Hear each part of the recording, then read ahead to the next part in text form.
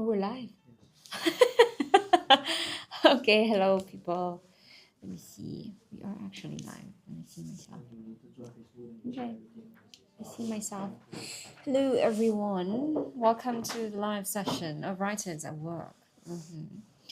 Wow, my creative very small. Can you see my creative? It's moving.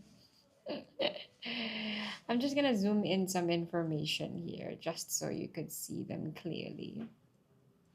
Mhm. So, hello everyone. Welcome to the live session. I am trying to get used to how this whole thing looks like. Yes, welcome to the live session, all of you. Welcome if you are new here and you want to continue doing live sessions with me. Feel free to follow us. So that we can do more live sessions together. Right on top of me, you will see I am showing you our June PSLE composition writing. It's not showing very nicely. Our June PSLE composition writing crash course, which is going to happen this coming June, ladies and gentlemen. So, of course, Writers at Work, we are very known for the writing courses that we offer regularly throughout the year. We are giving you a chance to experience it yourself for this coming June holidays, where we actually really packed 5 days worth of crash courses, which is actually 3 hours per lesson. So you can make the most out of it, learning and mastering the entire process of composition writing from the time you open your examination book to the time you see your composition question, all the way to writing and even editing your work. Most important part is, of course, mastering adaptation strategies so that you end up using very high power, high impact compositions, writers of work compositions by the time you reach examination. So not just not just a writing practice, but at the same time you learn very exam smart strategies to make sure that you are ready for the examination. Yeah, welcome to those of you who just joined. Hello, hello. Kai! Hi, Kai! Now, 2 days in a row. Yes. So, yes, that's for June PSLE composition writing crash course. Kai, hi, you have so much time, huh? I wish to have the same. What a nice view behind you. Yes, I know we have changed to the meeting room, the one where you were inside when you had that conversation with all your classmates and writers at work with teacher Jamie says, I am there. That's the view that you are seeing right now. It's kind of nice, right? The lighting is very nicely done as well.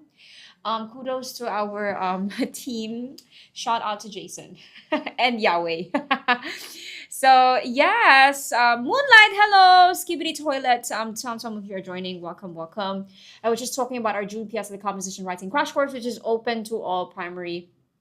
The writing crash course is open to all primary 5 and primary 6 students. It's still April, people.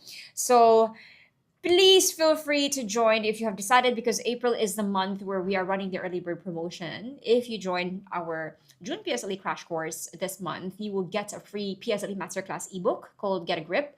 You will also get a $50 worth of voucher. And at the same time, of course, the biggest benefit is really joining the lesson itself. Intensive 3-hour lesson, but it's exactly the final piece of the puzzle that you need to prepare for PSLE composition writing. Yeah. And of course, to those of you who want to explore all the other available lessons that we have for June, we have 7 total programs available for June holidays, from primary 1 all the way to primary 6. The most important thing is, number 1, we have oral lessons for every level. Primary 1 and 2 young learners, a very exciting 3-day adventure on Who Stole the Dragon's Egg. Primary 3 and 4, of course, we start introducing you to thematic oral practices, because that's what you'll be eventually facing. And finally, primary 5 and 6 students, of course, we have 2 sets of oral thematic lessons for you. Both of them, set A is 5 days, set B is another 5 days. Each day you will dive into a specific commonly tested writing oral theme for oral exam. So yeah, come and join us, people. We are currently in our early bird promotion. Welcome to those of you who just joined. Hello. Today, ladies and gentlemen, I am doing a vocabulary MCQ drill. I started it yesterday. I've only managed to cover only a few because we had some issues with TikTok Live yesterday. But hopefully today we are not going to have some issues. So let's start. Are you all ready? Vocab MCQ. I'll also be dropping some tips here and there as we go through the MCQ. Okay, let me adjust the screen so you can read the entire thing. Let me zoom it out a bit. I'm checking it from my phone. Hold on, a bit more. A bit more. In a moment. Yes. So I think this is good enough, no? Okay, that's it. Okay, question number 1, people. The firefighters' reassurances were not effective in blank the little girl's concerns about her pet dog in the burning building. What do you think is the answer? Try to give it a try. Welcome to those of you who just joined. Hello. Richard Chan just joined. Welcome, Richard. So feel free to drop it in. The firefighters' reassurances were not, okay, it's not effective. I think it's good to highlight that. Were not effective in blank the little girl's concern about her pet dog in the burning building. So the girl has a pet dog in the building. So it's the firefighter is trying to do his best to make her feel okay, but apparently it's not effective. So what do you think is the best word to describe the concerns of the little girl? Okay, type it in, people. Type it in. Thank you for liking the live, to those of you. Okay, I like told says number 1. So you want to say we're not effective in allaying the little girl's concern. 5 more seconds. User 3619. You want to try number 1 as well? Both of you, good job. Oh, it's so weird. I don't have my bell. Give me a moment. I'm gonna get my bell, because I want to ding. Hold on. 1 second, people. Where is the bell? Here. Found it. And I also found this. Okay, I am back. Do not worry. Okay, so you all say it's number, what is it? Number 4. So I saw number 1. I also saw number 4. Everyone, why number 4? Okay, we are talking about the girl's emotions. Okay, she has concern, she has a worry, she has a fear. She's worried for her dog, and if the firefighter's reassurances is not working, that means to say what the firefighter is doing is to, lower it. And the best word to use here that talks about the little girl's concern is actually, those of you who said number 1 is correct. Okay, when you say allaying means to relieve. Okay, to relieve or reduce. And normally it's used for emotions like fear, concern, or worry. So that's why this is the best way to answer. This is the best answer. Hello, Greg. Welcome to you. Hopefully we can cover more questions today. Yeah. Now, the firefighters' reassurances were not effective in finishing. Okay, we don't really say finishing in the girl's concerns. Okay. It implies completing an action. When you say finishing, it implies completing an action, which is not the context of addressing worries, okay? Cannot, because implies completing an action, okay?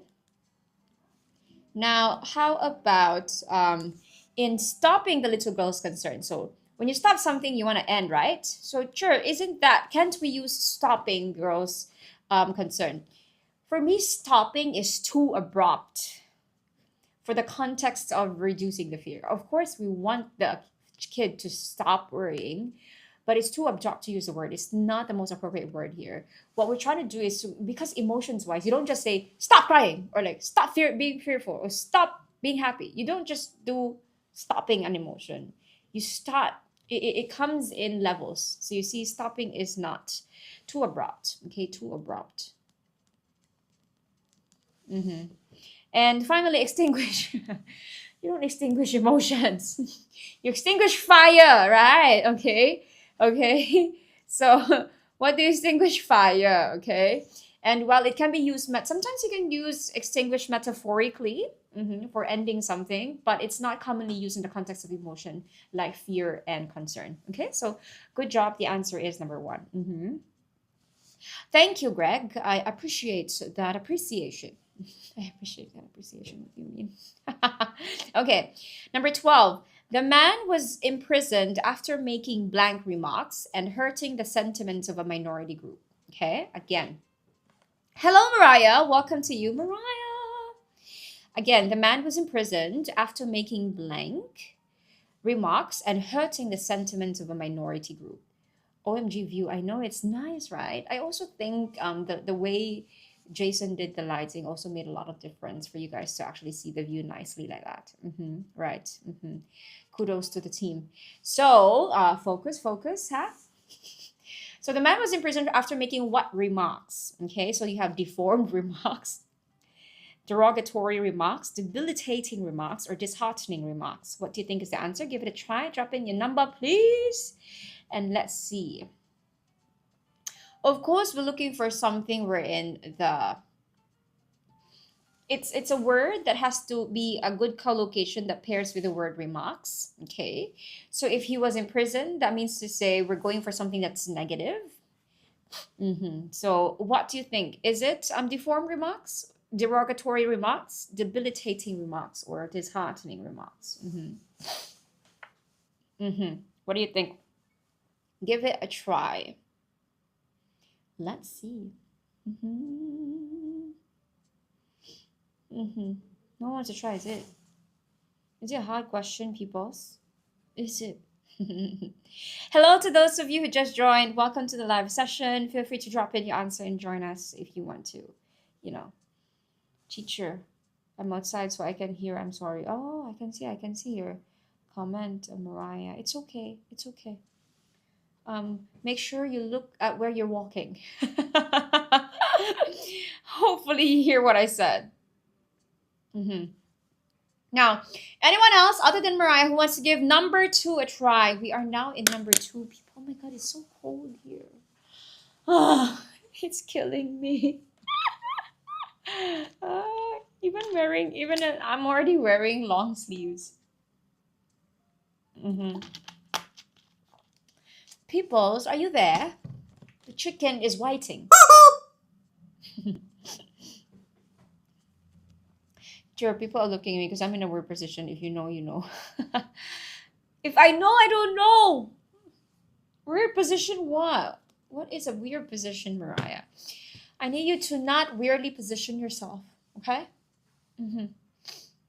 Now, anyone? I'm going to give you about 10 more seconds. 10 more seconds. When you put your phone beside your ear. So that you can hear it right. Did you bring your earphones with you, Mariah? Yeah, you. Okay. Anyone who wants to try? Okay, I'm just going to reveal the answer. I'm just going to talk and give you the definitions. So, can deformed be the answer? Okay. I forgot to. Okay, it's fine. As long as your position does not really put you in actual jeopardy, it's okay. You'll be fine. If people if as long as your position is also not hurting other people and not hurting yourself, it doesn't matter what they all think. Okay. Deformed remarks. You cannot use deformed. Why, Chur? Why can't I use deformed? Okay, let's talk about that. Because when something is deformed, normally you talk about it's physically misshapen or it's physically malformed. Okay, but we are talking about the remarks of the person. Physically misshapen.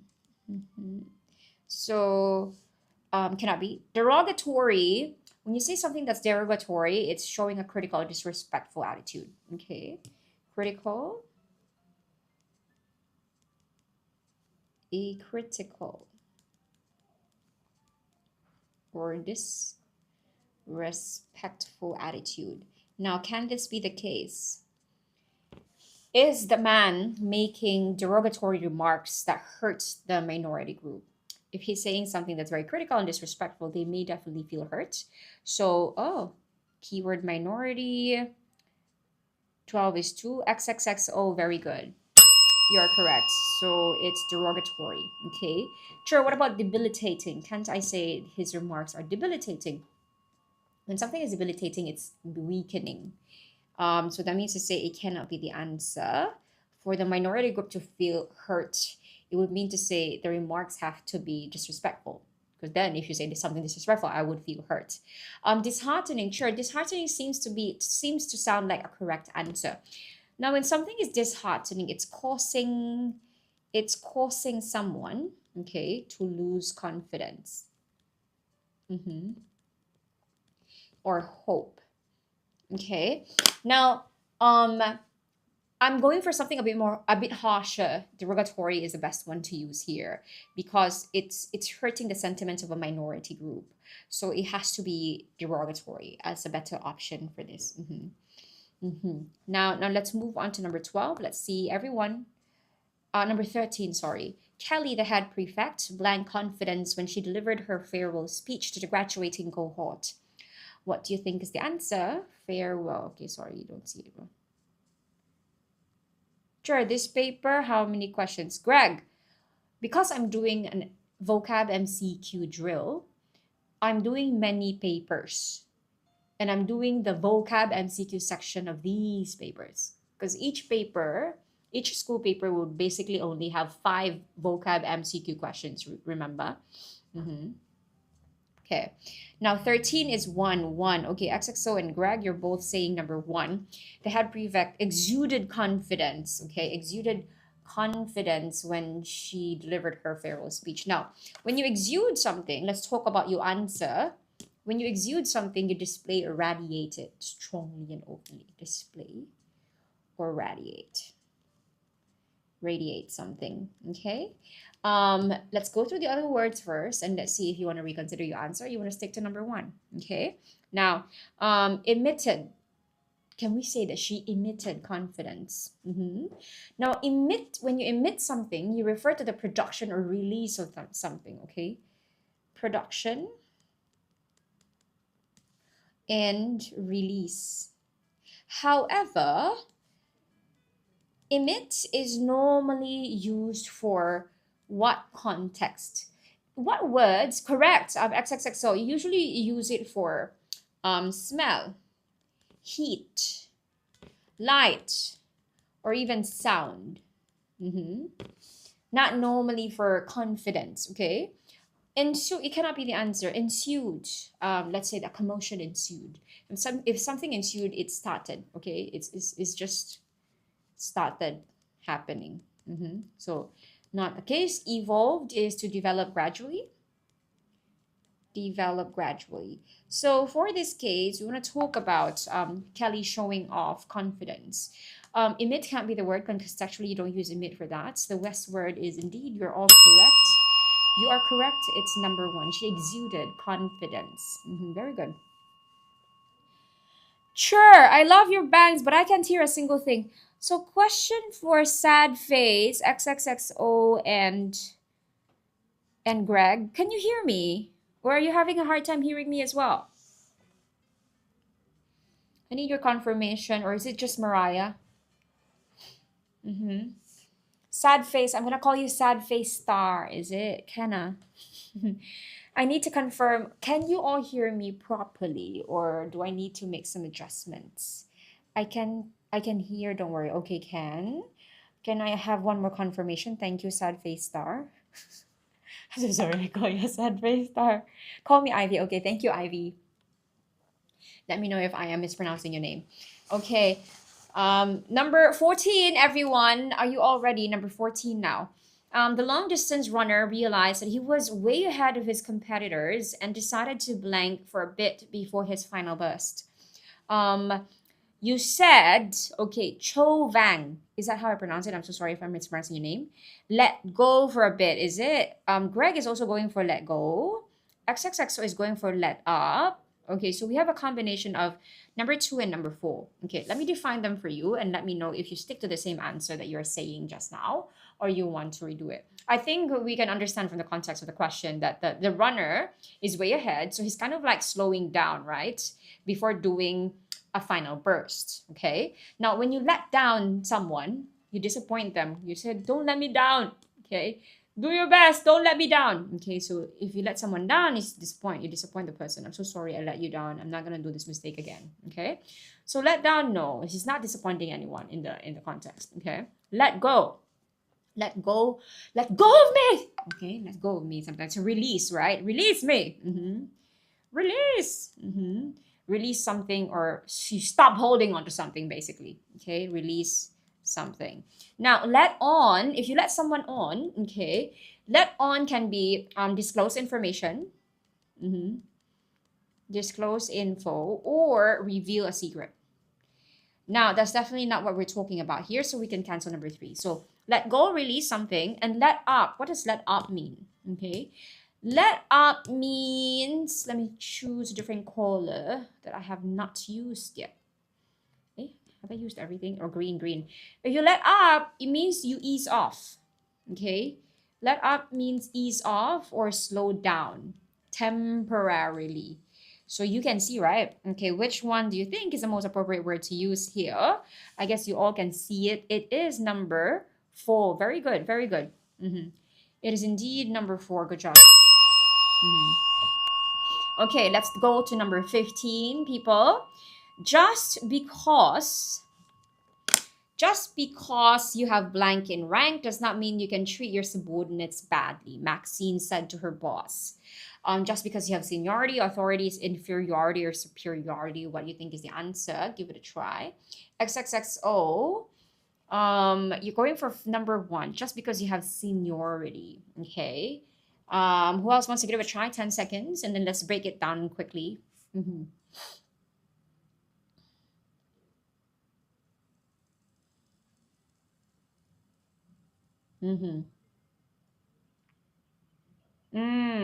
Emma goes for number 2. Greg 1, XXO 1. Okay, so we have 1 and 2. Let's clarify. So seniority, if someone has seniority from the word senior, right? When you have seniority, that means to say you have a higher rank. A higher rank or status due to a couple of things, right? Due to longer service, that you've been there for quite some time already, or experience as well. If you have more experience, you have some level of seniority over someone. Okay, or experience. Now, authority, just because you have authority in rank, do we say that? Now, authority cannot be used because it's not specifically emphasizing the aspect of treating others in a superior, right, to the power of, or give orders to make decisions. Okay, so authority here, you don't say authority in rank, so cannot be used. Inferiority is manner. Let me see.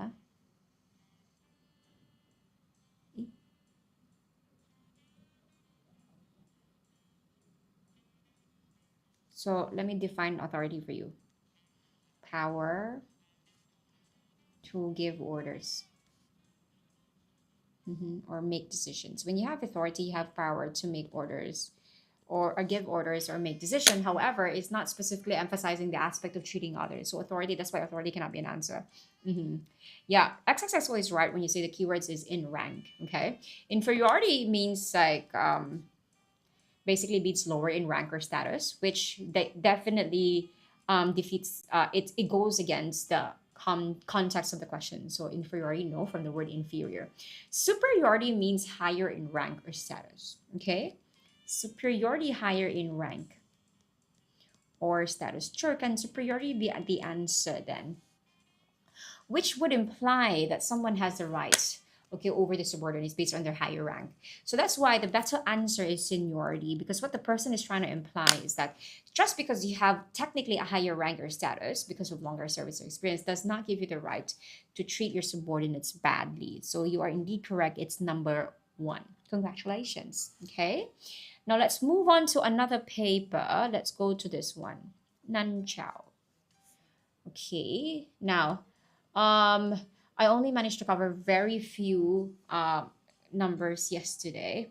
So let's go through, okay? Mariah, it's fine. You don't have to apologize. Go and make sure you are comfortable as you go home.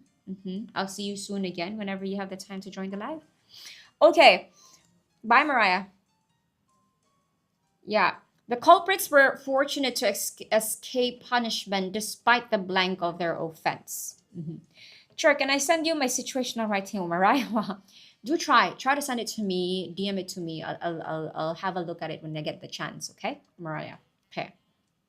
Now, the culprits were fortunate to escape punishment despite the blank of their offense. What do you think is the answer for number 11, everyone? Let's go.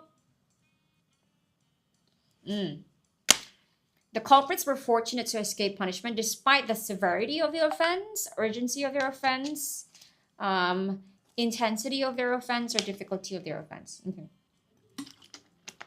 Oh, sorry. Some of you may not see the entire word. Now, Brett Summer goes for number 1, severity of the offense. Ivy goes for 3, intensity. And then Emma goes for 1 as well. So we have 1 and 3. Okay, let's talk about the different subtle differences in the words. So we're talking about offense here. That's the noun we're trying to modify here. Okay, so let's talk about the word from the bottom to the top. Okay. Brad Summer here has given an explanation, aka severity, aka how serious the offenses are. I see. Thank you for the explanation, Brad Summer. Let's talk about difficulty. Difficulty is quite easy to let's cancel this option. How hard is something, right? If you're talking about how hard it is, we're not talking about it. We're not talking about the difficulty of the offense. That's not how you look at offense, okay? It's not about how hard it is to do.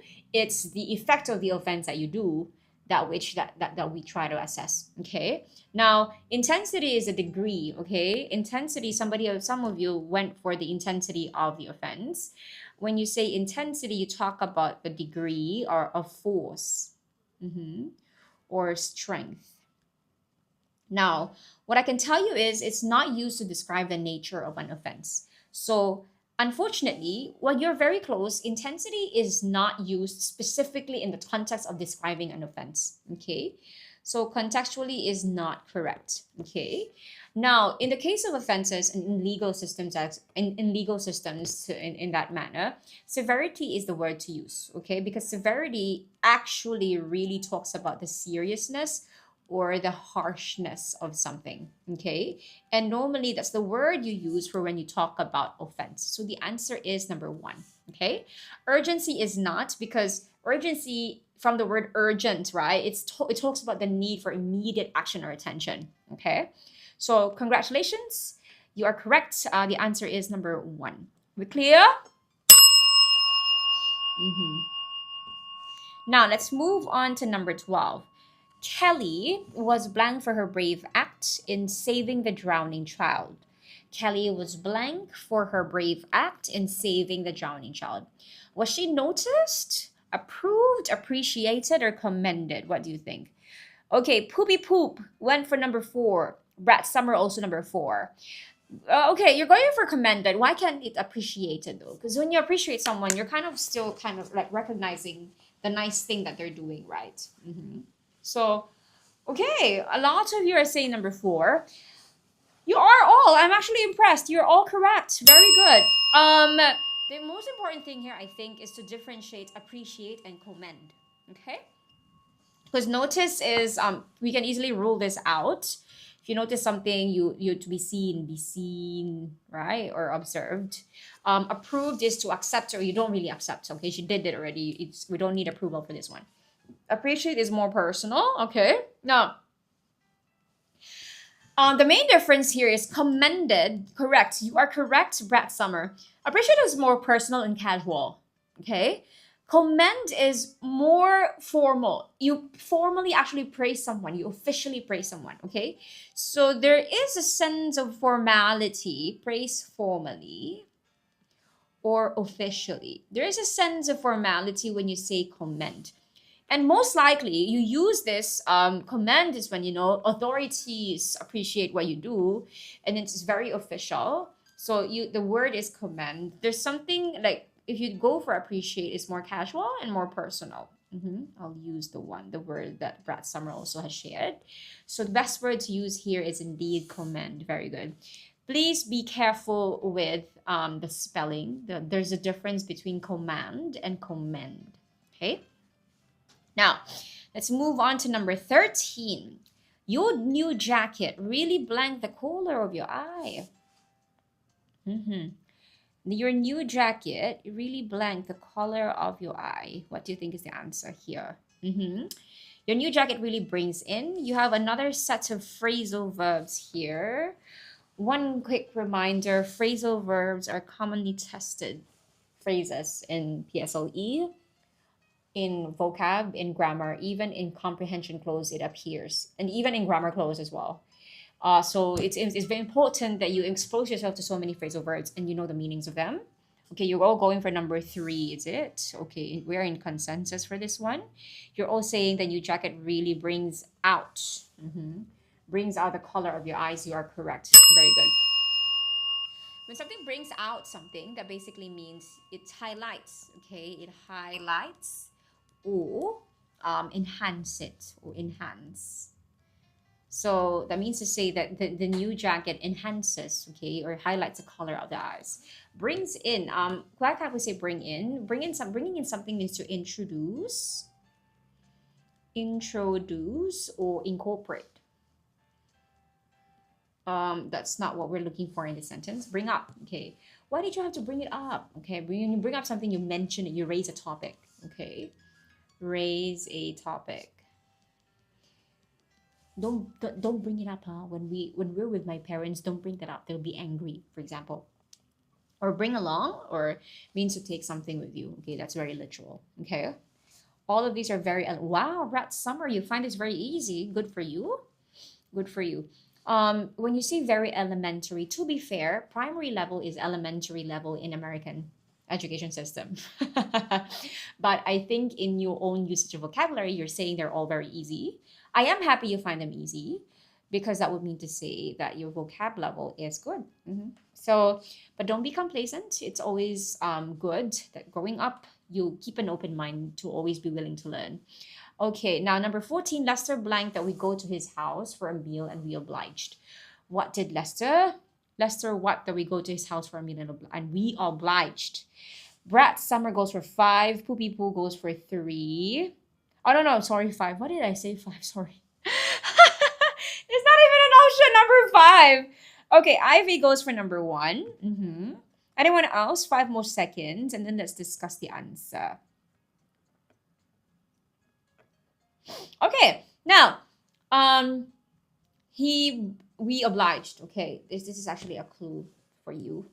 Okay, we go to his house for a meal. Okay, when you oblige, that basically means to say there's a level of like, come here, please. I want you all to come here, like that. Okay, now number 1. Okay, Greg is back. Greg goes for number 3 as well. Alleged. Okay, if you allege something, that basically means you claim something without proof.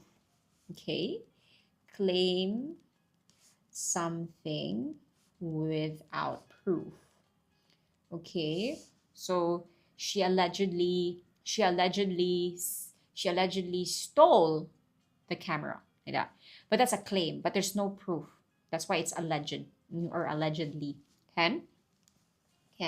Now number 2 is claimed. Lester claimed that we go to his house.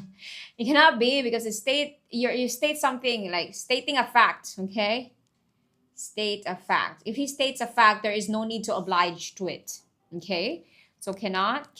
Insist. If you insist on something, that means to say you demand something. Okay, you demand firmly. Usually in a firmly or assertively. Okay, and protest. If you protest, you express strong objection. Okay, Lester here is not objecting something. He's basically getting his friends to do something. Okay, if you're getting them to do something, the best word to use is then insist, which is number 3. I think I never read the question properly. Okay, Ivy. The most important thing, I think that's the first step we can learn here. The first step to getting the right answer is making sure that you are reading the question very carefully and understanding it. Okay. Okay. Now, number 15, last number for this paper, everyone. It is better to do things slowly and properly as blank. Now you have here as idioms. Now remember, idioms, you cannot take them literally. Okay, they have special meanings. So, poopy poop goes for number 1. Haste makes waste. Who else wants to give it a try? Thank you for liking the live, Ivy. Still water runs deep. A stitch in time saves 9. Or time and tide wait for no man. Oh, I laugh at this line because there's a hero in Mobile Legends that says this line. Time and tide wait for no man. Like that, she says that. Okay. Now, what do you think? Poopy poop goes for number 1. I'll give you all 15 more seconds. Let's see if you want to give it a try. It is better to do things slowly and properly as blank. Okay. What do you think? All right, poopy poop. Let's think about your answer. Now, you are going for number 1. Haste makes waste. You are poopy poop. You're correct. Because when you say haste makes waste, when you rush through things or your tasks, it often leads to mistakes and inefficiencies. So you shouldn't be rushing. And therefore, the line, it supports the line, do things slowly. Rushing, okay, leads to mistakes or inefficiencies. Okay, now still water runs deep. What does this idiom mean? All of them are actually real idioms, huh?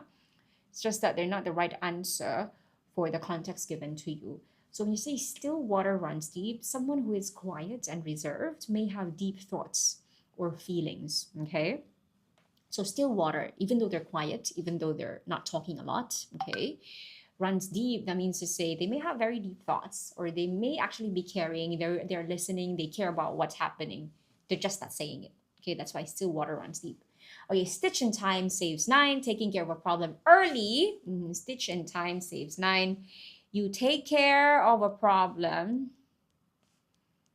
early. That means to say you deal with the problem immediately. Can prevent it from becoming worse. Prevent it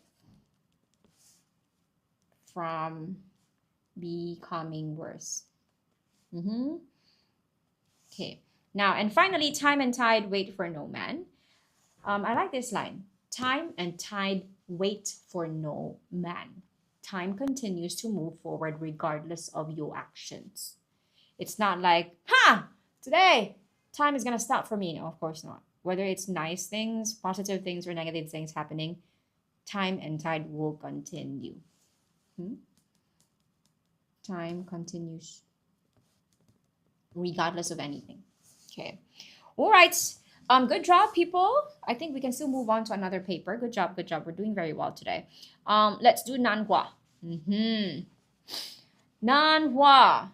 Actually, that's a P5 paper. Let's go for a P6 paper. River Valley. River Valley P6. Okay. Now, number 1. Oh, hold on. You cannot see all the words. Huh? Let me zoom you out a bit. Okay, this one better now. Okay, due to the large number of applicants, his name was blank left out of the list. Oh, so sad. Wow, the chicken is not happy. Okay, Poopy Poop goes for number 4. Inadvertently left out of the list. Inadvertently sounds like a fancy word, no? Now, okay, let's think about that, Poopy Poop. Let me know if you want to stick to your answer. You want to change it in a moment. Abruptly means suddenly. Okay, was his name suddenly left out? We talked about large number of applicants. It's not connecting, okay? So cannot. Purposely is intentionally, right? Intentional. Intentionally. Did they intentionally leave out the name? That's not correct, okay? Voluntarily, by choice, no as well. He didn't voluntarily do it. Now, inadvertently, this is highly likely what's going to happen, okay? Inadvertently means unintentionally or by accident. So probably because there were a lot of applications, it was left out. His application was left out. So there's the system of this company is not very efficient. You can definitely say that. But nonetheless, poopy poop, you understood the context very good. The answer is number 4. Okay, number 12. The scouts who were first aid trained blank immediately when the accident happened and saved the day. Okay, the scouts who were first aid trained blank immediately when the accident happened. What did they do immediately when the accident happened? Okay, poopy poop goes to number 4 as well. You're saying the scouts responded immediately when an accident happened. Okay. Anyone else wants to give it a try? 10 seconds and then let's discuss very quickly. Let's go, people. They evacuated, liaised immediately, evaded immediately. Now,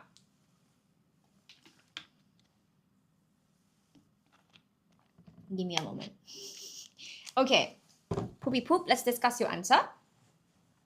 So what we know is they saved the day. So they must have done something very good because there was an accident and they saved the day, correct? What did they do very quickly the moment the accident happened? Did they liaise? When you liaise, you actually communicate, okay? You communicate or work together with others, usually in a very coordinated way, okay? Now, sure, can't I say they liaised immediately when the accident happened? They immediately communicated, with each other. No, because even if they did communicate to each other, liaise, the word does not fit the urgency. There was an urgency in the situation and therefore they responded with urgency in it, okay? So liaise does not talk about urgency, does not touch on that angle. So it's not the answer. There's a better word, okay? Evaded, when you evade, there are these people who are punished by the law because they're tax evaders. They don't pay tax. When you evade something, you escape it, you avoid it. So did the scouts avoid the accident? No, they did save the day, so they didn't avoid anything. In fact, they did something, okay?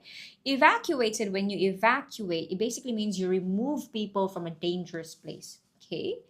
Remove people from a dangerous place. So for example, the scientists could foresee upcoming typhoons, so the people in the coastline were evacuated 3 days before or 2 days before the typhoon land.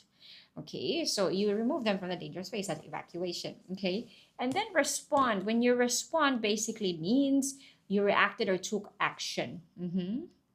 Reacted or took action, especially in an emergency situation. Respond is very contextually accurate here because when you respond, it's timely. It touches the urgency in the situation. So good job to those of you who answered number 4. Hello, I like toast. Now, Greg and Poopy Poop, very good. You got the correct answer. Let's move on to number 13. Okay. Now, the hunter was lucky to survive the blank bear attack and lived to tell the tale. Now, what do you think is the answer? The vicious bear attack, the wicked bear attack, the heartless bear attack, or the repulsive bear attack? To be fair, all of them are negative words. They have negative connotation. So they're trying to make it a bit hard for you to decide. Okay, Poopy Poop goes for vicious attack. How about Greg? Greg, are you there? Do you have an answer as well? Do you agree with Poopy Poop's answer or do you want something else? 5 more seconds. Now, Poopy Poop, let's talk about your answer. I'm going to start at the bottom again and then let's move on all the way to the top. Okay, to add some suspense. Now, when something is repulsive, what does it mean? Something repulsive is disgusting. Okay, so are we talking about the bear being disgusting? Attack is, you don't really describe attacks to be disgusting.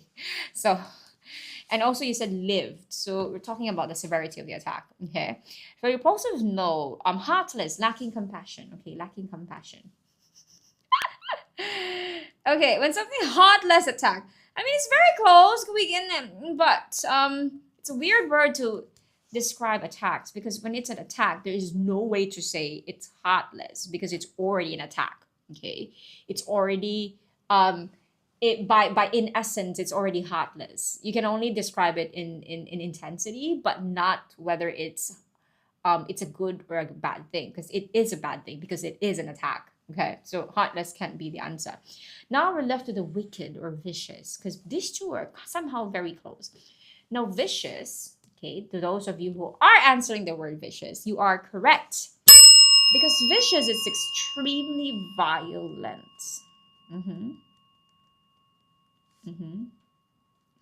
Or aggressive. So that basically really pinpoints the attack of the bear. It was very violent. It was very cruel. Okay. Wicked is more towards morals, like it's morally wrong. Okay. Now, while it's wrong to attack, indeed. Okay. Oh my God. I erased so big. Hold on. Extremely violent. Lacking compassion. Now, while it is wicked to be attacking, the word wicked does not capture the violence or the dangerous nature. Does not capture the violence. It is vicious that actually does capture it. Okay, so the answer is indeed number one. Hello, Sherlyn. Welcome to you. How are you? So, ladies and gentlemen, the answer is number one. It's the attack was a vicious one. The vicious bear attack. Okay? Okay. Now, moving on to number 14. Let's go. The cake you bought was beautifully decorated and blank. My guests had nothing but praises for its taste. They liked it so much that they praised it. So, what is a good word to describe the cake? Delectable, captivating, nauseating, sumptuous. Why are you not okay, Sherlyn? I got injection and then I got fever. Is the injection a vaccine? So it's okay, Sherlyn. It's a natural reaction of your body. So just give your body some time, okay? Give your body some time. When you have a fever, you should be happy. You know why? The fever is a sign that your body is fighting bad things. It's fighting infection. It's fighting bad things that's happening inside you. So fever is a good sign because it means that your body is functioning to protect you. Okay? But take your rest and make sure that you drink lots of water.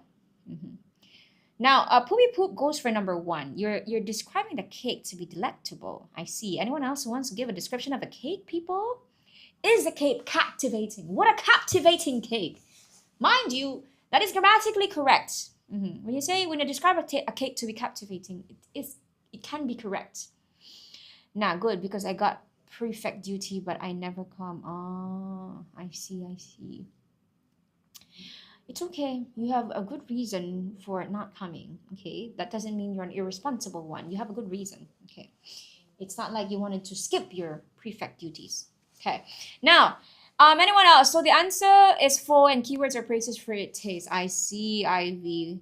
Okay, Ivy, you're going for number 4. Now, let's talk about it, because delectable and sumptuous actually are like positive words you use to describe food, correct?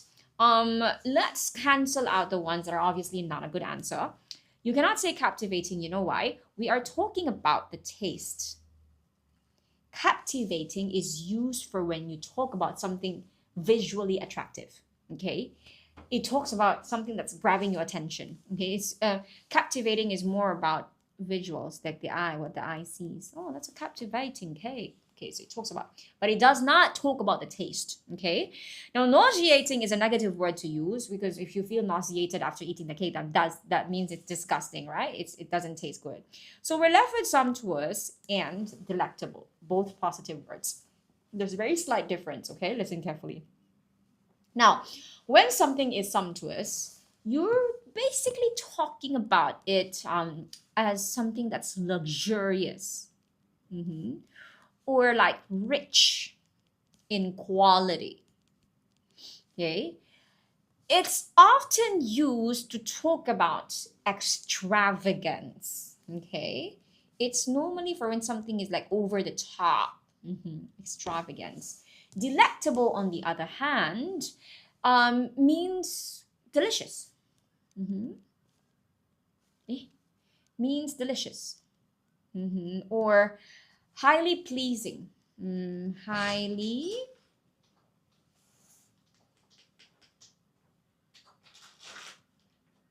Highly pleasing to the taste.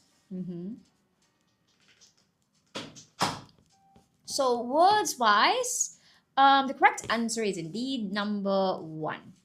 Okay, the answer is number 1. It's the cake was delectable.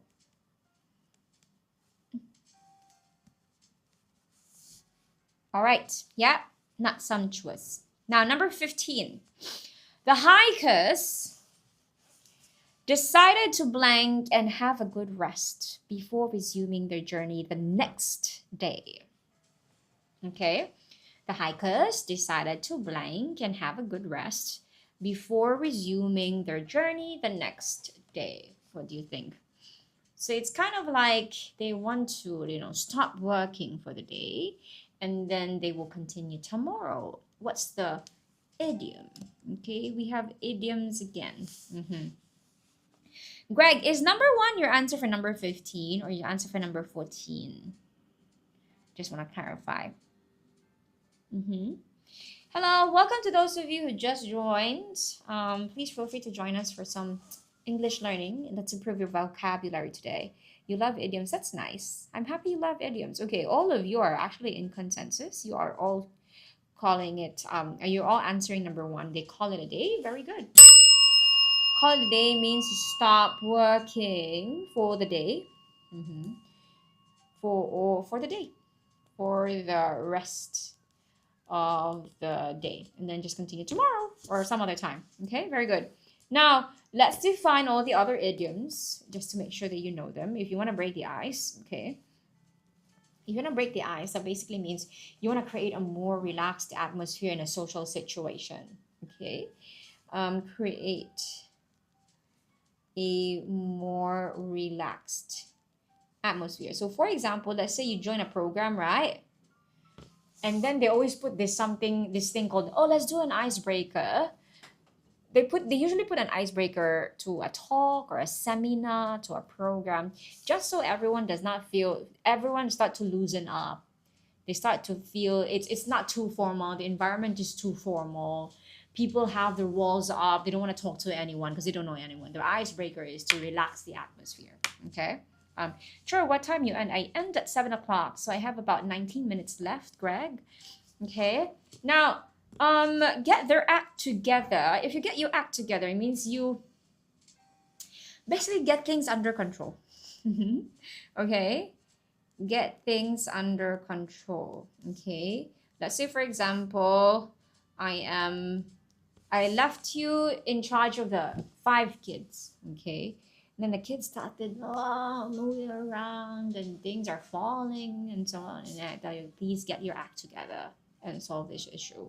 Okay. 10. Now, finally, throw caution to the wind. I like this line. When you throw caution to the wind, it means to say you are taking a risky action. You're about to take a risky action. To do something reckless. Okay, I think that's a better thing to make it a bit more understandable for you. Do something reckless. So for example, if I go and use this line in composition writing, I can go and say, throwing caution to the wind, John immediately ran across the road without looking for oncoming traffic. So he did something reckless because he didn't check oncoming traffic. He just dashed. So yeah, I like that line. It's a good idiom to use. Okay, very good, everyone. The answer is indeed call it a day. Let's call it a day, everyone. Let's continue or finish this tomorrow. Like that. But don't worry, I'm not calling it a day yet. Okay, I still have a few minutes with you. Let's do one more paper, please. Let's see this one. Mahabodhi. Okay, 5 more questions. Let's go.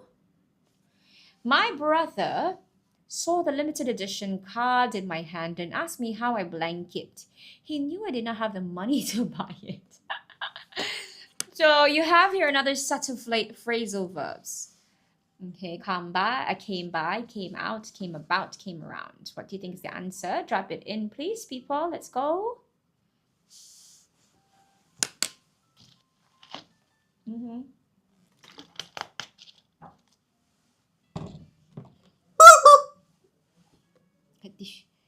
Okay. Ivy is going for number 2.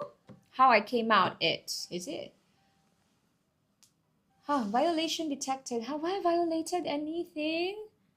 I know. No, this is a person. Notification, you can't trick me. You scared me though. You scared me. Notification, if you do this again, okay, I'm going to mute you for doing this, for scaring me. But for now,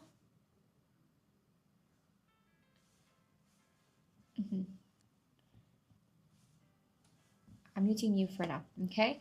Now, Greg is also going for number 2. How I came out it, is it? Doesn't sound correct, no? Now, you're going for number 3. I see. Now, let's define it and let me know if you want to change your mind. Okay, when something came by, it means to obtain. Okay, I am giving you the definition. Let me know if you want to change your mind or acquire something. Now, came out, that means to say to be released. Or become available. So, for example, a new model just came out and it's on sale, like that. Came about is to happen. How did that accident come about? And finally, came around is to regain consciousness. So let's say she fainted, and after 2 minutes she came around. Okay, so from these definitions, what do you think is the answer? From this definition, what do you think is the answer? If came by means to obtain or acquire something, came out means to be released, came about means to happen, and came around means to regain consciousness. Okay, Greg, do you still want to stick to number 3? And Ivy, do you still want to stick to number 2? Poopy Poop is no longer here, is it? Okay. Ivy is going for number 1. Greg, are you still there? Do you want to reconsider?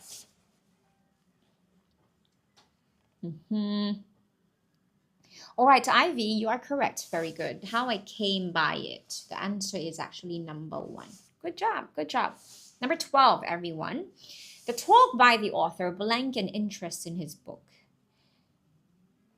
Okay, full stop. You're asking me what my race is. Does it matter, full stop? Or you're just curious, is it? Because of my name. Okay, full stop. I'm going to answer you. My name is Teacher Mitsuko. It is indeed a Japanese name because I'm half Japanese and I'm half Filipina. So I'm half-half. Okay, now, number 12, the talk by the author, blank an interest in his books. What do you think is the answer? Yes. Drop in your answer, please. Type it in. Let's go. Is it number 1, sparked an interest? Number 2, produced an interest. Produced an interest. Doesn't sound correct, no? Provoked an interest or stimulated an interest. Give it a try, people. 1, because interest in his book. I see. So we are modifying the word interest, correct? Full stop also goes for number 1. I see. You are correct. Indeed, the answer is number 1. Now let's just quickly clarify. When something is being sparked, it's ignited. An ignited interest, which actually fits, or triggered. It triggered interest. It triggered, and when something is sparked, right? If it sparks interest, it ignites a very strong reaction or interest. It is actually a word that's being used colloquially with the word interest. Now, produced is to create. It's not the best word for describing the initial reaction in this context. So we are actually capturing the initial reaction here that happened after the author gave a talk. Cool. So while produce can be a good word, it's not the best word. Okay, provoked. If something is provoked, it's when you provoke someone, you cause someone to react negatively, Mhm. negatively or angrily. So when you talk about interest, you don't really provoke it because provoke is more towards like anger, trying to ignite a very negative emotion. And stimulated means encourage, okay? So to capture the initial reaction after the talk, the best word is indeed number one. Very good. Correct, Ivy. Number 13, let's go, people. I have been learning the Malay language for a few years, but I still cannot speak it blank. I have to pause often to think of the right words to use. What do you think is the answer? Oh, no, no, no, no. Floats on. Which of these objects floats on water? Sorry, I need to answer this question from TikTok. Otherwise, they think there's an inactivity going on. Okay, can. TikTok is funny. Okay. Ivy is going for fluently. 5 more seconds. Who wants to give it a try? 5, 4, 3, 2, 1. Okay. Ivy, very good. You are on a roll. Now, one, fluent because language, very good. I see. I like that you're also explaining to me your thought process. When someone is fluent, that means to say they're speaking a language with ease, with smoothness, and without hesitation. And the clue here is not only are we talking about a language, she had to pause. Okay, if she had to pause, that means to say she's not speaking it in a smooth. She's not speaking it smoothly because speaking a language smoothly or with ease. Okay, now sensibly, sensibly you can still say that someone is talking sensibly, but not because they can speak smoothly, but because they're being very reasonable. Okay, speaking reasonably or with logic.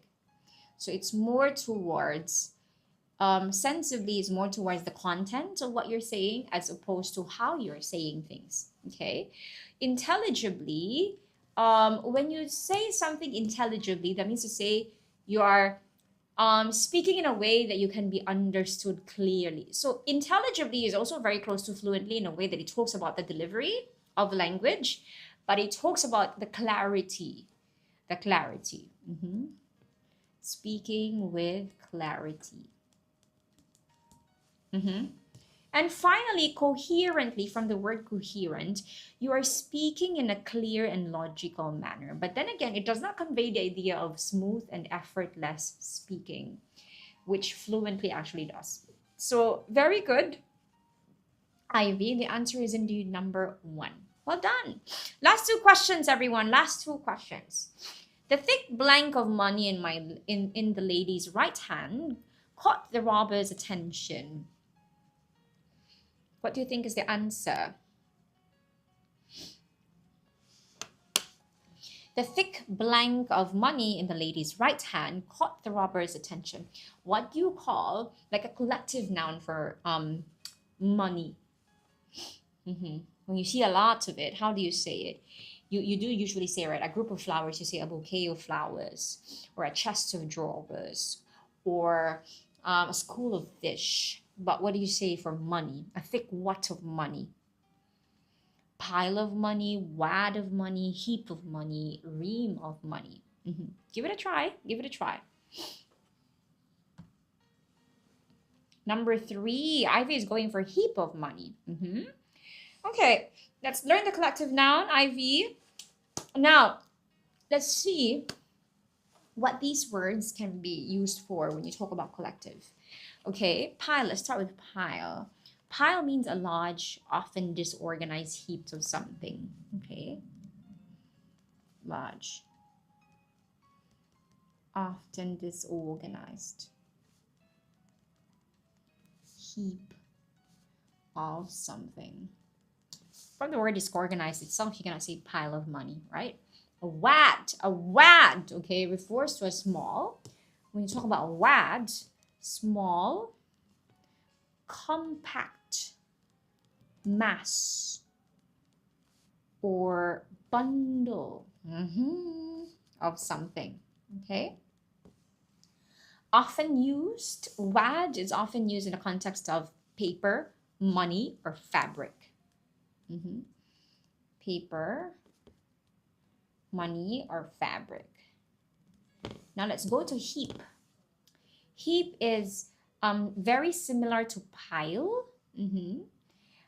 It usually implies a very disorganized, large group of something, large collection. Okay, and then ream, a ream of paper. A ream basically really talks about quantity of paper. So the moment you see that you go and go to Popular and you buy that one full box of just, let's say, A4 paper, that's one full ream of paper. Quantity of paper. So for this case, Ivy, when you talk about bills, for example, and them all stacked up in a group, you say a wad of notes or wad of money. Okay, so the answer is number 2. Yeah, today we learned new words. Yeah, now number 15, last number. Let's go. Let's end strong, everyone. Mr. Zulkifli commended the class for being blank in handing in their work. Sorry, it's not handling, it's handing. Okay, in handing in their work. He commended them, therefore he praised them for being blank in handing in the work. Okay, we see alert, prompt, efficient, or up to date. What do you think is the answer? Last question. Let's be strong. Let's go, people. And to those of you who just joined, I'm ending soon, but feel free to follow us so you get notified when we go live again, and then we can learn more things together and master the English language.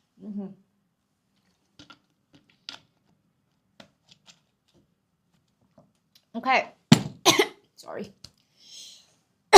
Ladies and gentlemen, we are in the last number. Now, Mr. Zulkifli. 2 is the answer. You're handing in your work or stuffs. You're saying prompt. I see. Now, Ivy. You're correct. Very good. When you're being prompt, that means to say you are you're not late. You're prompt. It means it's immediate. It's on time. Okay, that's why you say thank you for your prompt response. Thank you for the prompt action, or thank you for promptly handing in your work. Okay, so that's basically the meaning of it. Punctual or on time. Okay, and that's what the teacher is very happy of. Now, we cannot say they're being alert, because alert, you already know it's being watchful. You're quick to notice things. Efficient, like, oh, sure, of course the teacher can appreciate them for being efficient, okay? But efficient means you're being productive in a way that you're not wasting your time. However, the commendation of the teacher is more towards the timeliness of the submission rather than the efficiency. So we're talking about the timeliness. So it is on promptness, not on efficiency. Okay. And finally, up to date, being current or modern. Okay. So indeed, the last answer for this number is number 2. Very good, very good, very good, Ivy. And to those of you who are watching but not saying anything, that's about it. Thank you so much for joining my live today. It's Wednesday. Have a good night, everyone. But one final reminder to all of you. It's April 23rd. You still have about a week left to join and sign up to our June holiday program. 7 programs across all 4 weeks of June, so that you have a bit more flexibility with your choices of time, because I know some of you may be traveling or some of you may just relax in some weeks of June. But do keep in mind, we're halfway through the year by the time we reach June. So end of year examinations are coming, assessments are coming, national exams are coming. So we have lessons from primary 1 all the way to primary 6, oral lessons for every level. And of course, for the ones facing the PSLE soon, primary 5 and primary 6, we have June PSLE composition writing crash course. We have packed 5 days of 3-hour lessons for you, just so you can master composition writing and secure your marks for paper 1 continuous writing. Of course, to those of you who want a more comprehensive practice, we have English paper 2 plus oral. And because the PSLE new format really is gearing towards putting more importance and weight on oral examination, of course, we have 2 oral thematic sets of programs for all of you, so that you can dive into one commonly tested topic, oral topic per day of this 5-day program. Okay, so do consider joining us for our June holiday programs, everyone. And I hope to still see you again online here and there. I will be back to see you next week, Tuesdays and Wednesdays. But teacher Yahweh and teacher Rin will also go live, going through other parts of the English paper to help you improve your English as well. Let's all improve in English together, because the important part is always making sure that we are able to communicate well. Whichever industry you fall into, it's important that you learn to highlight your strengths with your communication skills, and at the same time, your communication skills will help you work well with other people, which is something you will eventually do with whichever industry you go for. Okay, thank you so much, everyone. Remember to follow us if you haven't yet. Goodbye.